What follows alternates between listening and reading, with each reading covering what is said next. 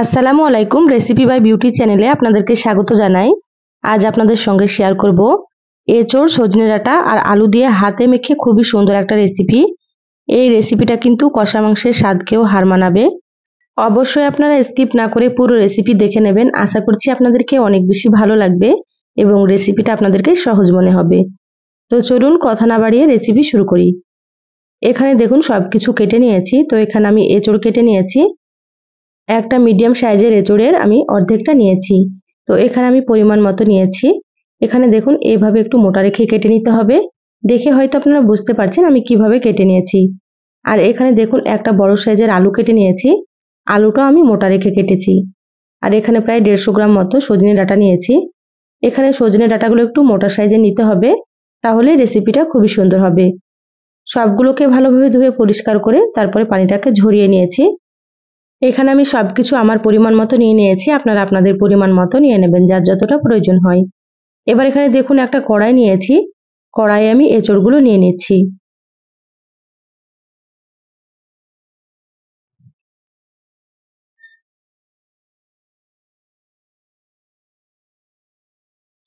সম্পূর্ণ এঁচোড়গুলো নিয়ে নিলাম। এবার আমি এখানে নিয়ে নিচ্ছি সজনে ডাঁটাগুলো।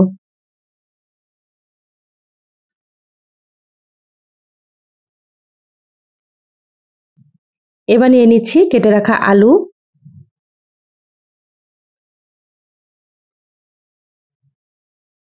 সম্পূর্ণ আলুগুলো নিয়ে নিয়েছি। এবার আমি এখানে দিয়ে দিচ্ছি পেঁয়াজ কুচি। তো এখানে আমি দুটো পেঁয়াজ কুচি করে নিয়েছিলাম মিডিয়াম সাইজের। একটু পেঁয়াজের পরিমাণ বেশি দিলে কিন্তু রেসিপিটা খেতে ভালো লাগবে। আর এখানে দিয়ে দিলাম 4-5টা মতো চেরা কাঁচামরিচ। আপনারা ঝাল বুঝে কাঁচামরিচ দিয়ে দেবেন, আপনারা যেমন ঝাল খেতে পছন্দ করেন।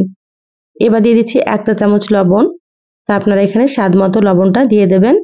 এবার দিয়ে দিচ্ছি 1/2 চা চামচ মতো হলুদ গুঁড়ো। এবার আমি এখানে দিয়ে দেব 1 চা চামচ ধনিয়া গুঁড়ো। এবার এখানে দিয়ে দিচ্ছি 1/2 চা চামচের থেকে একটু বেশি জিরা গুঁড়ো। এখানে আমি গুঁড়ো মশলা দিয়ে দিচ্ছি। আপনারা চাইলে শিলনোড়াতে কিন্তু মশলাগুলো বেটেও ব্যবহার করতে পারেন। বেটে দিলেও কিন্তু খেতে অনেক বেশি ভালো লাগবে। এবার দিয়ে দিলাম 1/2 চা চামচের থেকে একটু কম মরিচের গুঁড়ো। যেহেতু এখানে কাঁচা মরিচ দিয়েছি সেজন্য অল্প করেই দিয়ে দিলাম। আপনারা যেমন ঝাল খাবেন সেইভাবে মরিচ গুঁড়োটাও দিয়ে দেবেন। আর এখানে দিয়ে দিচ্ছি কয়েকটা গোটা মশলা। এখানে 2টো এলাচ, 2টো লবঙ্গ আর 2 টুকরো দিয়ে দিলাম দারুচিনি। আর এখানে এবার আমি দিয়ে দিচ্ছি 1 চা চামচ মতো আদা বাটা আর দিয়ে দিচ্ছি 1 চা চামচ মতো রসুন বাটা।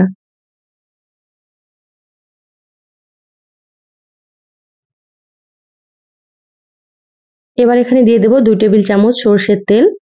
এই রান্নাটা কিন্তু সরষের তেলে খেতে বেশি ভালো লাগবে। তো যারা সরষের তেলে রান্না করতে পছন্দ করেন না তারা কিন্তু সয়াবিন তেল দিয়েও রান্না করতে পারেন। এবার আমি হাত দিয়ে খুব ভালোভাবে মেখে নেব। একটু সময় নিয়ে মাখতে হবে। যত ভালোভাবে মাখা হবে রান্নাটা কিন্তু তত বেশি সুন্দর হবে খেতে। তো একটু সময় নিয়ে মেখে নেবেন আপনারা। যারা ভিডিওটি ইউটিউব চ্যানেল থেকে নতুন দেখছেন প্লিজ চ্যানেলটা সাবস্ক্রাইব করে চ্যানেলের সাথেই থাকবেন। যারা ফেসবুক পেজ থেকে ভিডিওটি দেখছেন একটা লাইক দিয়ে পেজটা ফলো করে রাখবেন পরবর্তী ভিডিও নোটিফিকেশন পাওয়ার জন্য। আমি এখানে যতটা পরিমাণে রান্না করছি সেই পরিমাপে কিন্তু মশলাগুলো দিয়ে দিলাম। আপনারা যদি এর থেকে বেশি করে রান্না করতে চান তাহলে মশলার পরিমাণ আপনারা আরও একটু করে বাড়িয়ে দেবেন। দেখুন সুন্দর করে মেখে নিয়েছি, মাখা হয়ে গিয়েছে। এবার আমি এখানে দিয়ে দিচ্ছি পরিমাণ মতো পানি। এই রান্নাটা খুব বেশি ঝোল হবে না, সেদ্ধ হতে যতটা পরিমাণে পানি লাগবে সেভাবে দিয়ে দিচ্ছি। তো এখানে প্রায় আমি 1.5 কাপ মতো পানি দিয়ে দিলাম। এবার গ্যাসটা অন করে দিচ্ছি। এবার ঢাকা দিয়ে 15 মিনিট মতো রান্না করে নেব, তাহলে সুন্দর মতো সবকিছু সেদ্ধ হয়ে যাবে। তো মাঝে আমি ঢাকাটা খুলে নিচ্ছি। এভাবে মাঝে ঢাকা খুলে একটু নেড়েচেড়ে নিতে হবে।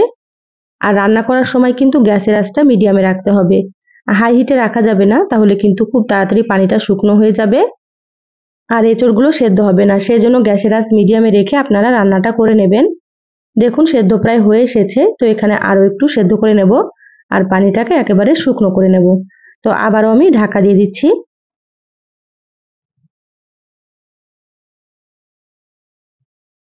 দেখুন 15 থেকে 20 মিনিট মতো আমি রান্না করে নিয়েছি। এবার আমি ঢাকাটা খুলে নিচ্ছি। পানিটা অনেকটাই কমে গিয়েছে। আর সবকিছু সুন্দর মতো সেদ্ধ হয়ে গিয়েছে। দেখুন আলুগুলো সেদ্ধ হয়ে গিয়েছে আর এঁচড়গুলো কিন্তু খুব সুন্দর সেদ্ধ হয়ে গিয়েছে। এইভাবে সময় নিয়ে আপনারা একটু সুন্দর করে সেদ্ধ করে নেবেন, তাহলে খেতে কিন্তু খুবই ভালো লাগবে। এবার আমি কড়াইটা সাইডে রেখে দিচ্ছি। গ্যাসে আবারও একটা দিয়ে দিলাম কড়াই। এবার এখানে দিয়ে দিচ্ছি সর্ষের তেল। আবারও আমি দিয়ে দিচ্ছি 3 টেবিল চামচ মতো সর্ষের তেল। এই রান্নাতে একটু তেলের পরিমাণ বেশি লাগবে, তাহলে কিন্তু খেতে অনেক বেশি সুন্দর হবে। তেলটা হালকা গরম হলে দিয়ে দিলাম এখানে হাফ চা চামচ মতো গোটা জিরা। এবার জিরাটা একটু ভেজে নিচ্ছি। আপনারা চাইলে কিন্তু তেলের পরিমাণ এখানে একটু কম দিতে পারেন। তা আপনারা যেমন খেতে পছন্দ করবেন সেভাবে করে তেলটা দিয়ে দেবেন। এবার এখানে দিয়ে দিলাম পেঁয়াজ কুচি। তো এখানে ছোট সাইজের একটা পেঁয়াজ কুচি করে নিয়েছি, সেটা দিয়ে দিলাম। এবার নেড়েচেড়ে পেঁয়াজগুলোকে লালচে করে ভেজে নেব। আমার চ্যানেলে আরও অনেক রেসিপি আছে, চাইলে কিন্তু আপনারা দেখে নিতে পারেন। আমি সবসময় সহজ রেসিপিগুলো আপনাদের সঙ্গে শেয়ার করার চেষ্টা করি, আর রেসিপিগুলো খেতে খুবই ভালো হয়। আপনারাও রান্না করে খেয়ে কমেন্ট করে জানাবেন কেমন লেগেছে আপনাদেরকে। পেঁয়াজগুলো লালচে করে ভেজে নিলাম, তারপর এখানে আমি তরকারিটা দিয়ে দিলাম। গ্যাসের আঁচ মিডিয়ামে রেখে খুব ভালোভাবে একটু নেড়েচেড়ে মিশিয়ে নেব। আপনারা তো এঁচোড়ের রেসিপি অনেক রকম খেয়েছেন, তো এইভাবে একবার রান্না করে আপনারা খেয়ে দেখবেন।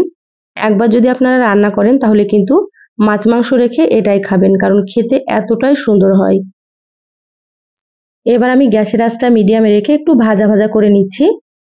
পানিটাকে একেবারে শুকনো করে রান্না করে নিতে হবে, তাহলে কিন্তু খেতে ভালো লাগবে। দেখুন অনেকটাই কিন্তু শুকনো হয়ে গিয়েছে। এবার আমি এখানে দিয়ে দিচ্ছি হাফ চা চামচ মতো গরম মশলার গুঁড়ো। এ পর্যায়ে গরম মশলাটা দিলে ফ্লেভারটা কিন্তু খুবই সুন্দর আসবে আর রান্নাটা খেতে খুবই ভালো লাগবে। এবার মশলাটা খুব ভালোভাবে নেড়েচেড়ে মিশিয়ে নিচ্ছি। এই গরম মশলার রেসিপিটা আমার চ্যানেলে দেওয়া আছে, চাইলে আপনারা কিন্তু দেখে নিতে পারেন। এই গরম মশলাটা দিলে তরকারির স্বাদ একেবারে দ্বিগুণ হয়ে যাবে। তো দেখুন মশলা খুব ভালোভাবে নেড়েচেড়ে মিশিয়ে নিলাম আর সুন্দর করে ভেজে নিয়েছি। রান্না হয়ে গিয়েছে। এবার আমি গ্যাস বন্ধ করে দিচ্ছি। এটা প্লেটে তুলে নিয়ে তারপরে আপনাদেরকে দেখাচ্ছি।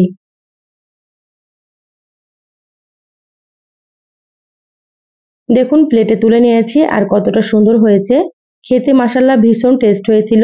যেহেতু আমি ভয়েসটা পরে দিচ্ছি, তো অবশ্যই আপনারা একবার রান্না করে খেয়ে দেখবেন। এঁচোড়ের এই রেসিপিটা কিন্তু কষা মাংসের স্বাদকেও হার মানাবে। একবার যে খাবে সে কিন্তু বারবার খেতে চাইবে, কারণ খেতে এতটাই সুন্দর হয়। এঁচোড়ের এই সহজ রেসিপিটা আপনাদেরকে কেমন লাগলো চ্যানেলের কমেন্ট বক্সে কমেন্ট করে জানাবেন। ভালো লাগলে একটা লাইক দিয়ে যতটা সম্ভব আপনারা ভিডিওটা শেয়ার করে দিবেন। সবাই অনেক বেশি ভালো থাকবেন, সুস্থ থাকবেন। দেখা হবে নতুন রেসিপিতে। ধন্যবাদ সবাইকে। আল্লাহ হাফেজ।